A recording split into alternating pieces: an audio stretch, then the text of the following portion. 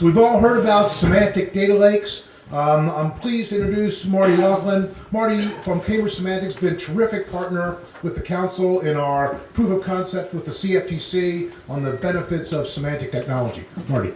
Thank you, Mike. So I'm feeling a bit of pressure here being the last speaker of the day, so I think I've you to thank for that, Mike. Thanks a lot. And you've also cut my time to 15 minutes. You've got to clean up. Clean up? Okay, fair enough. So good afternoon, everyone. I appreciate your attention for a few more minutes. We're almost there. My name is Marty Loughlin. I'm Vice President of Financial Services for Cambridge Semantics. We're a software company. We build a platform called Anzo, which makes knowledge graphs operational in the enterprise at scale. And I'm going to take a few minutes today to talk to you about specific use cases that we're working on with our customers to see how it's actually being used. Okay. Thank you. Okay, thanks.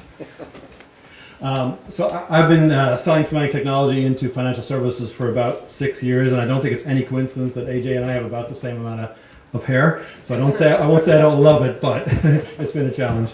So as we think about sort of knowledge graphs in the enterprise, and this is a very simplified view of the enterprise, but I think it addresses the general problem that we're all trying to solve, which is we've got a whole bunch of different data sources on the left, internal, external sources, different structures, different formats, structured, unstructured data, and we've got a whole bunch of consumers on the right who are trying to get at that data in a self-service, rapid, agile way, and it's not a one-to-one mapping. They're looking at slices that come from across many of those sources on the left. And that's really where we see the knowledge graphs sitting, is in the middle of that problem. And it solves a couple of key challenges. One is it creates a common business language that sits across all of our data. It allows us to rapidly harmonize diverse information from different sources, and allows us to put self-service capabilities in the hands of business users to ask questions, not only the ones they know they want to ask, but the ones they didn't anticipate. And we see really three patterns of deployment for semantic knowledge graphs in the enterprise today. So one is that business user self-service access to data, where, as I said, they don't necessarily know in advance the questions that they want to ask. So giving them access to data based on common business meaning and the tools that allow them to ask questions, unanticipated questions, is a very powerful approach to solving that problem. Another, we've been talking about data lakes today, and data swamps, which is more often the case. How do you apply a layer of business meaning across your data lake so that you can manage, govern, control access, provide lineage, and then ultimately self-service access to that data for your business users? And then the third one, no presentation today will be complete without talking about machine learning. And Mike, I think, touched on this earlier, that we also agree that knowledge graphs as a way to prepare data for machine learning is a very powerful approach. And we'll talk a little bit more in the examples.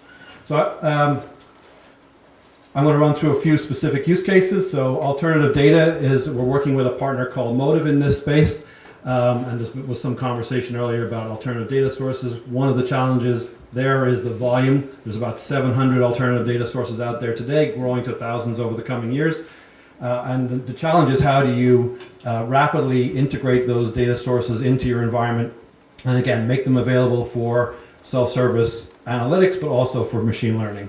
And this is an example of data we took from the airline space, where we have information about on-time arrivals, we have social media data, we have stock prices, and so we're not solving the problem of identifying the correlation between, say, stock price and on-time arrival, but we're providing an ability to rapidly integrate those data sources into a common view that's easily accessible for a business analyst who wants to ask those questions. And what that allows you to do is to rapidly orient how you look at the data around different aspects. So we have, on the top left, we're looking at stock price versus delayed flights. We can also correlate, as I said, Twitter data to that to look at sentiment. But we can also orient around a particular airport or a particular airline. And that's the power of the knowledge graph, is that you can pick any entity within the knowledge graph and rapidly orient your analytics around that particular entity and do it in a self-service way. Another example is in the area of risk analytics, and this is a project that we did with the council and with State Street a couple of years ago. And it was really trying to prove out a few different dimensions. So the theme here today has been making ontologies and FIBO operational, and this is an example of that.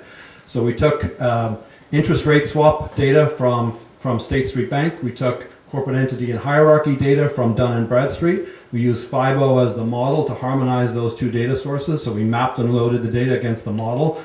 And then we were able to do interactive, unanticipated analytics against the combined data. And I think Mike was also the one who mentioned, things like exposure, where you need to rapidly aggregate data across business units, across corporate hierarchies to ultimate parents. And the graph lends itself very nicely to that kind of analytic. And again, you're not constrained to the questions that you knew about in advance. You can ask unanticipated questions very quickly of the data. I was smiling when Mike mentioned the power of visualization. And this example drives our CTO crazy because he's put decades of teamwork into building this enterprise platform. And we show this fairly simple example of a visualization and everyone falls off their chair. But it does show the power of visualization and the graph. And the example is around trade surveillance. And if you think about the challenges in trade surveillance, it's not that you don't have enough alerts, it's that you often have too many. And they're each coming from islands of technology, and correlating across those islands becomes a challenge.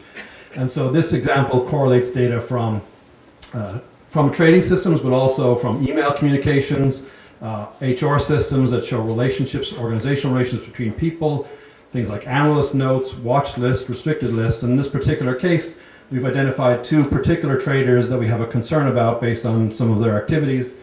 And we can rapidly ask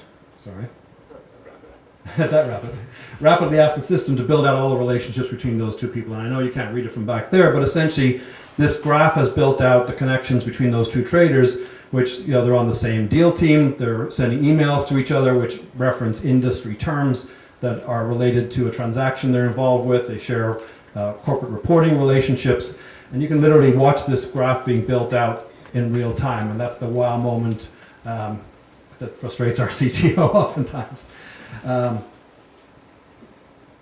Fraud analytics is another use case. We worked with a small country, the Internal Revenue Department of a small country that had 200 years of property transactions in an Oracle database, and they were concerned about how they identify fraud issues within that community. And so we have two paths through the data. The data was in a sort of traditional relational format on the left, and the first path through the data was to automatically load it into our environment so we could begin to profile the data, understand what are the key entities in the data. So brokers, buyers, sellers. From that, we were able to quickly build an actual model and ontology, and then map the data against that ontology. That's the lower path. And now we really flip from a transactional view of the data to a social network view of the data. And this is really one of the powerful things about graph technology. Because once you have it in this social network view, you can ask very different questions very easily of the data. So the first thing we did was begin to cluster the people based on the volume of transactions that they were doing together. That kind of gave us one level of resolution. And then from that, we identified groups of people who were doing lots of transactions together, so we could set a threshold on that, where there was no financial institution involved. And so now you have this group of people doing lots of transactions together for cash, or maybe no cash. And so these are not necessarily fraudulent, but they're examples of clusters of people that we certainly want to take a closer look at. And I think this is a specific fraud example, but that general transformation from a transactional view of the world to a social network view of the world has many applications across our business. So things like Customer 360, AML, Know Your Customer, the list goes on, where you really care about that graph representation and the relationships between the people involved. There was some discussion earlier of unstructured content. So this is an example where we're taking investment research and running natural language processing and text analytics against the research to be able to classify it and make sure that it gets routed to the people who care about it the most. It's another nice capability of the knowledge graph, is that when you do text analytics, natural language processing, sentiment analysis, you can identify entities, concepts, and relationships in the unstructured content, and then make it part of the knowledge graph. And then you can seamlessly do analytics across both structured and unstructured content. As I said, no presentation today will be complete without talking about machine learning. And I agree with Mike, his comment earlier that knowledge graphs are ideally suitable for data preparation for machine learning. One of the challenges when we talk to folks about the machine learning project, oftentimes they're still in the sort of experimental phase, but they will say we spend 80% of the time getting the data ready. And this is a project we did with Data Robot, where they offer the ability to rapidly run multiple models in an automated way against data but you have to have the data available to actually run the models. The knowledge graph has some unique capabilities or characteristics, the ability to be able to sit across many diverse underlying data sources, both structured and unstructured. So that allows you to rapidly select the features that you want to work with. And then we have tooling in our platform that allows you to create the feature vectors very quickly that allow you to prepare the data for consumption by the machine learning algorithm. The other nice thing is that you can then make the actual algorithm operational. Once you've selected the one you want to work with and fine-tuned it, you can make it operational in the platform. And it does provide that transparency of, I think someone mentioned earlier, visibility into, okay, it's not just an outcome, you need to know how that outcome came about, and you can trace all that through the platform. So last example, and then I'll wrap up.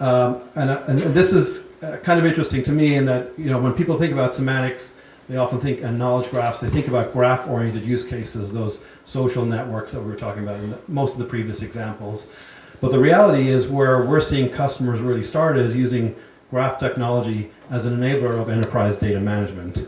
And there are a variety of different kinds of use cases. So populating your data lake, so an enterprise catalog, using a common model is the way you ingest data into your lake. So you're applying that layer of business meaning up front, and you never get into the swamp situation. But also things like system consolidation. So I've got 10 loan systems and I want to go to one. You can use the knowledge graph as a virtual intermediary. So you map the different data sources onto the knowledge graph, map once from the knowledge graph to the target, and just generate all the code that's required to actually do that transformation. And that's orders of magnitude type efficiency, because you essentially take the traditional process of specifying and creating ETL, you take the coders out of that process, and you allow data analysts to build a mapping from source to target. Okay, so in the interest of time, I'll wrap up. A couple of minutes early even. So kind of fundamentally what we believe is that today's enterprise data challenges need a new approach. We believe that semantic knowledge graphs are the answer to that, and it's a very powerful approach. The enterprise class platforms and technology exist today to be able to address this.